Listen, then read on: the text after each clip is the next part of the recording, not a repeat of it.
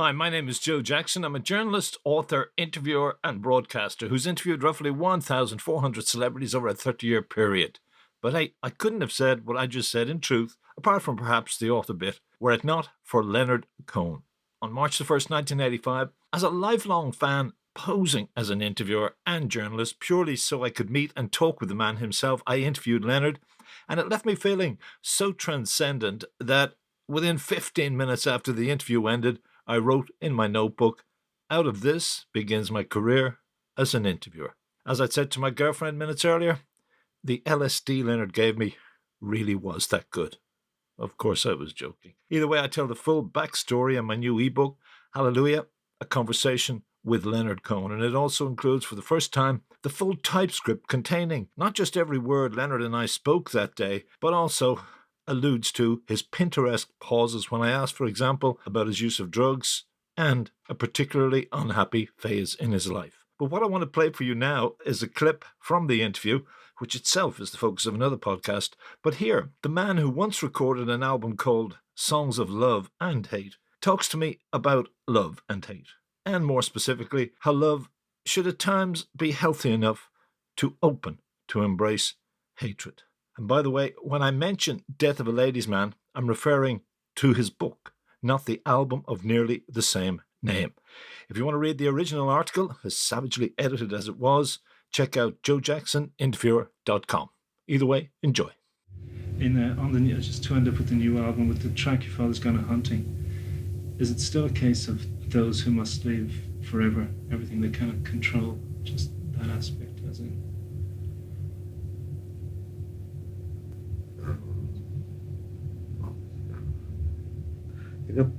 Because people live a life of the heart, and the heart cannot be mastered, it leads us into many twists and turns. None of them is definitive.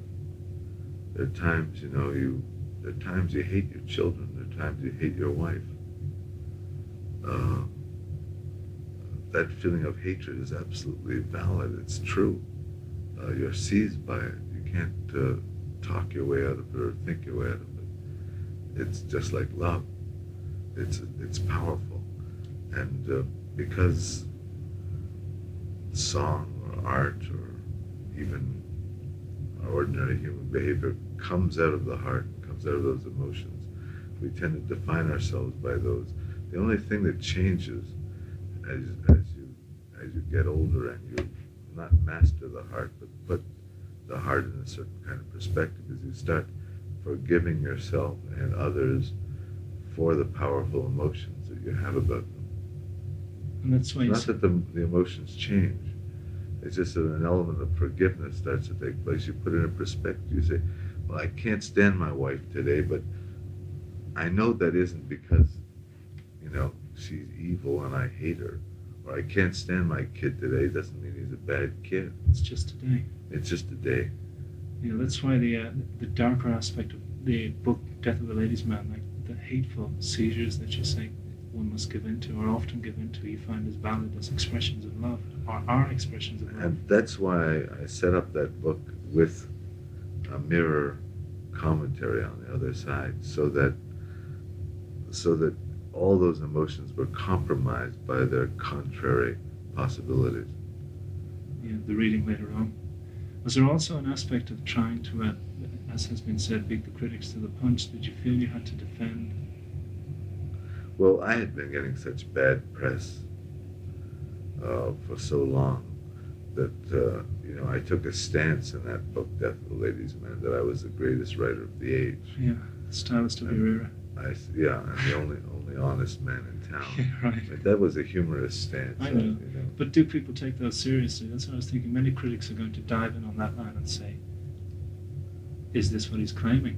And not see the humor, not see the stance you are taking. Well, a lot of people, refused to see the humor of the book, but a lot of the people that read it had a few good laughs. Yeah, just about 3 more questions, right? Okay. Let's try it. Is that all right? Yes. In that book, as part of that, you say he has to shoot off his fucking Sunday school mouth. How dare he break the vow of silence to lecture from the shit-stained marble balcony of his obscene cultural delusion. You've indicated in one interview that the Marxist reading of your life and work is less than sympathetic. Has that been true? Has there been criticism or attack which claims your work is less than valid because you're not doing anything other than weeping for the people that? Well, I feel pretty well ignored by most of the serious critics. So it isn't as though that I have to live a life of combat against the people that want to destroy my work. I mean, mostly the works are unreviewed.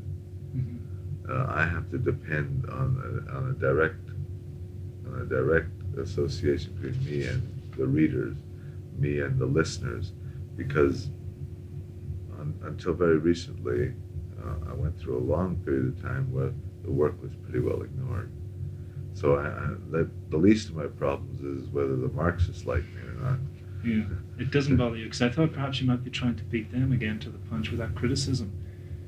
The fact that, as I've quoted... Well, I was taking many wild positions in that book. In a certain sense, you're right, to beat them to the punch. Yeah. But to beat them all to the punch. But one of the feelings, I also took the feeling, and I also took the position in that book of a great writer who is ignored. That's just a persona. That's just just a joke. Yeah. Because no one else is going to praise me. I'm going to praise me. Okay. Hi, Joe Jackson here again. I hope you enjoyed that clip from Hallelujah, a conversation with Leonard Cohen, which is subtitled, by the way, How the Life of a Leonard Cohen Fan Was Changed Utterly by Interviewing His Hero. You can buy the book at Amazon.com. Thank you for listening.